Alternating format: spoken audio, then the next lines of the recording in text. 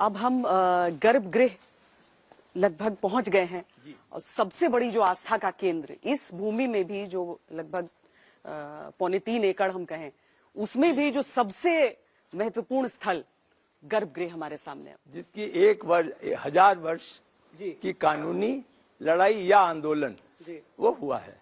हम लोग तो 1528 या 1525 से पढ़ते हैं कि कैसे मामले आंदोलन में या न्यायालय में हुए, ब्रिटिश जमाने में कितने न्यायालय में मुकदमे चलते रहे।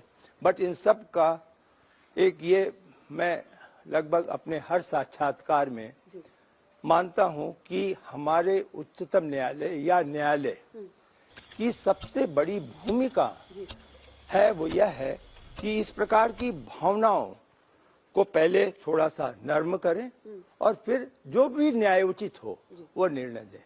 यही इस मामले में हुआ। ऐसा निर्णय 2019 में आया कि सभी पक्ष संतुष्ट हैं, किसी ने अपील नहीं की, सबने स्वीकार किया और सबने अपना कार्य शुरू कर दिया। जी, यहाँ पर एक तो सूर्याभिषेक की बात क्या है वो भी आपसे मैं समझूंगी, और साथ में अगर आप ये बता पाए हमें कि कहाँ पर मतलब प्रतिष्ठित होंगे रामलला। जी जी जी जी, दोनों मैं प्रयास करता हूँ और आपके सुनने और देखने वाले चैनल को भी लोग जानना चाहेंगे। सबसे पहले तो आपका जो प्रश्न था कि भगवान कहाँ स्थापित होंगे, तो ये जो आप झंडा देख रही हैं, ये झंडा वो बिंदु है जहाँ की एक विश्वास है कि रामलला यहाँ पर मूर्ति उनकी एकाएक प्रकट हुई और यहीं पर जो प्रकट हुई मूर्ति, जिसको कि अभी अस्थायी मंदिर में है, उसके अलावा एक नई मूर्ति बनाई जाएगी। वो नई मूर्ति की प्राण प्रतिष्ठा होगी।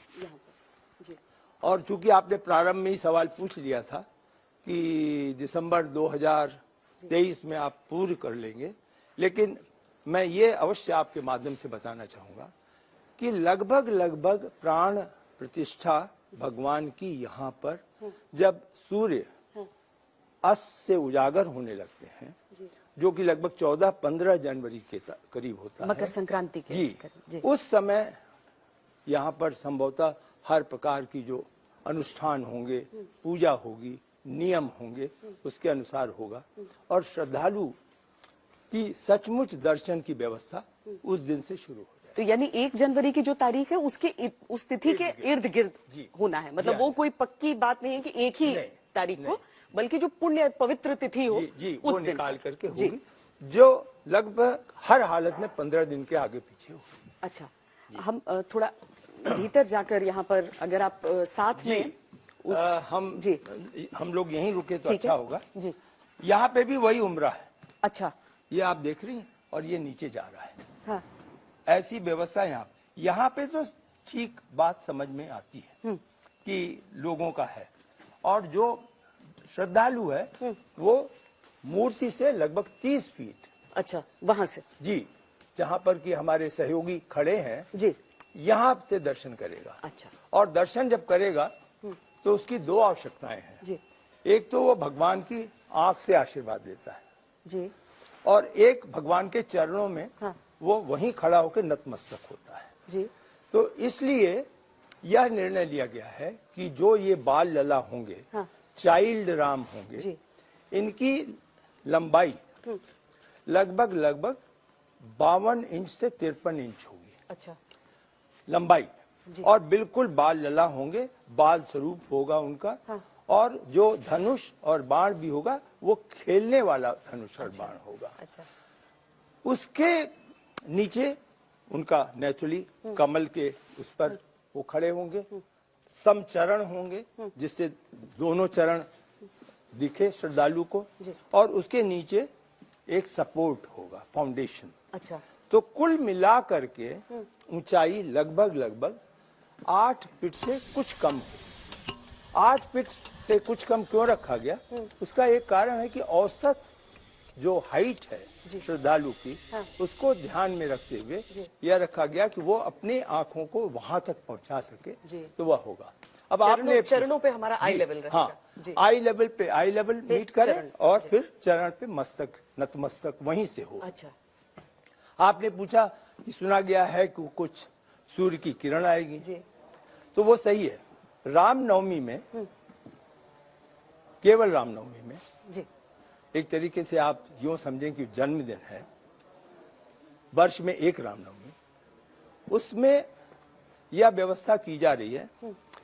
यहाँ पर एक कठिनाई है, आप समय देखें 2:20 है, अगर 12 बजे भी देखें तो ऐसा नहीं होता कि सूर्य सीधा रिफ्लेक्ट करे। जी जी। इसलिए जो पुणे में एक एस्ट्रोनॉमिकल इंस्टीट्यूट है और सेंट्रल बिल्डिंग रिसर्च इंस्टीट्यूट है रुड़की में, उन्होंने इसका एक तरीके से अध्ययन किया। अध्ययन करने के बाद उन्होंने अगले 19-20 वर्षों का एक, आप पंचांग ही कहें उससे, कि सूर्य किस दिशा से कितने अंश से यहाँ 12 बजे आएगा, वो उन्होंने देखा।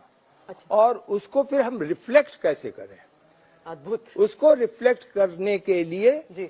कहाँ एपर्चर यहाँ लिया जाए, जी। और एपर्चर से कौन सा इंस्ट्रूमेंट होगा जो रिसीव करके उसको सीधा भगवान के माथे पर गिरेगा। जी। और वह कुल 5 से 7 मिनट का एक तरीके से अद्भुत दर्शन है। जी। एक चुनौती हुई उसमें, चुनौती यह हुई कि सारी लाखों संख्या जो रामनवमी में 5 लाख से ऊपर लोग आते हैं, वो सब तो 12 बजे आएंगे फिर, क्योंकि उन्हें तो देखना है कि भगवान के जब यहाँ पे होगा तभी भगवान प्रकट हो रहे हैं। तो क्या करेंगे फिर, तो यहाँ स्टैम्पीड हो जाएगा। तो अब ये सोचा गया है कि पूरे शहर में कम से कम 100 स्क्रीन लगाए जाएंगे। अच्छा। जहां पे कि इस दर्शन को वहां हम दिखा सकेंगे, जिससे कि लोगों को ये, यद्यप उसके बावजूद भी मैं जानता हूं लोग रुकेंगे यहाँ। जो व्यक्ति 11:30 बजे आएगा वो निश्चित कुछ न कुछ करता हुआ यहाँ 12 बजे रुकेगा। जी। तो वो एक चुनौती है, लेकिन हम कर रहे हैं। नृपेंद्र जी, जिसको जो गर्भगृह की नाल कहा जाता है, जो वो कॉपर का हम देख रहे हैं यहाँ पे, क्या उसके ऊपर ही प्रतिष्ठित होगी, प्राण प्रतिष्ठा होगी? अब आप यूं समझें कि जहाँ पे नीचे है, हाँ। वहाँ से आधारशिला शुरू होगी, जी। फिर कमल होगा, जी। फिर भगवान होंगे, जी। तो जो आखिर में बंद है ढक्कन, जी। जिससे कि चीजें अंदर डाली गई हैं, जी। जो भी आया सहयोगदान, जी। उससे 1 फीट और ऊपर कर दें, वहां पर हो, कुल मिलाकर के पूरी मूर्ति की प्राण प्रतिष्ठा होगी। अच्छा। पूरी मूर्ति की प्राण प्रतिष्ठा यहाँ होगी। और उस मूर्ति के समक्ष जो वर्तमान भगवान है उनको रखा जाए। अच्छा, जो जिन रामलला की हम यहाँ पर अभी करते हैं पूजा, निश्चित वो यहाँ पर होंगे। अच्छा। तो उसका जो एक तरीके से ग्रंथों में आप कहें या विश्वास में कहें, एक अचल मूर्ति होती है जी। और एक उत्सव मूर्ति होती है। जी। तो जो प्राण प्रतिष्ठा होगी जी। वो अचल मूर्ति हो जाएगी जी।